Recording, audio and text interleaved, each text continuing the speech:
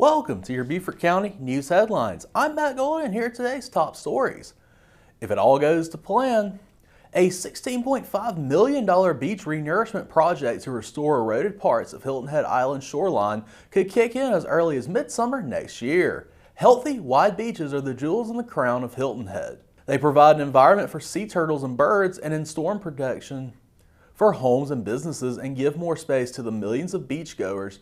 But as natural erosion and strong storms chew away at the island's shoreline, renourishing more heavily affected areas is vital in maintaining the beach's integrity.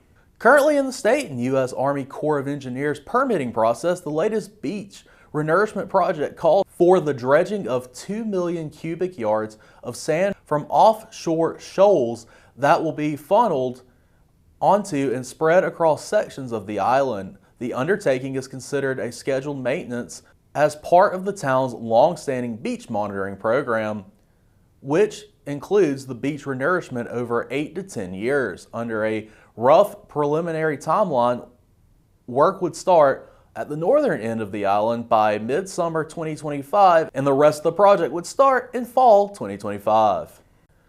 Delvin Denson, known affectionately by one of his clients' families as D, has been taking care of seniors in their homes for over 10 years in Bluffton. Denson of Bluffton recently received the Regional Caregiver of the Year award from Right at Home, an award recognizing exceptional caregivers around the country. The award highlights the incredible compassion, selflessness, and willingness to go above and beyond that so many at Right at Home caregivers exemplify in their communities, a representative of the company said. 2 Lowcountry programs are working to advocate for stricter regulations to ensure fair trade practices of shrimp in the Lowcountry. The South Carolina Shrimpers Association and SCC Grant Consortium are hosting workshops to unite shrimpers who are facing challenges from shrimp that are imported at a lower price. Lowcountry shrimpers can fill out a questionnaire to help the International Trade Commission decide if anti-dumping and countervailing duties are needed on imported shrimp. These duties protect domestic industries from unfair competition. Organizers say foreign producers often sell below market value, undermining local industries. President of the South Carolina Shrimpers Association, Rocky Magwood, said he's not trying to stop people from buying imported shrimp. As the demand for occupational and physical therapy increasingly exceeds the number of available therapists in South Carolina, the Medical University of South Carolina is making a substantial program change in hopes of offering a solution to this issue.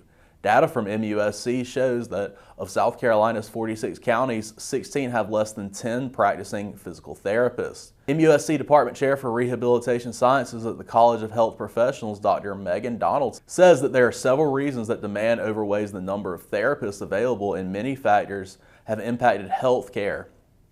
She says that the pandemic's repercussions affected many fields as it caused people to leave their professions. She also says the population of baby boomers is growing and that is causing an increase in need and care.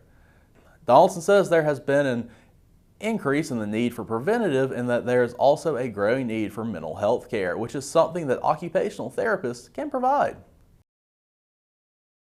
For more on today's stories, please visit the sources on the screen, and as always, you can head to BeaufortCountySC.gov where you can find press releases straight from Beaufort County. Thanks for tuning in to your Beaufort County News Headlines. Have a great day, Beaufort County.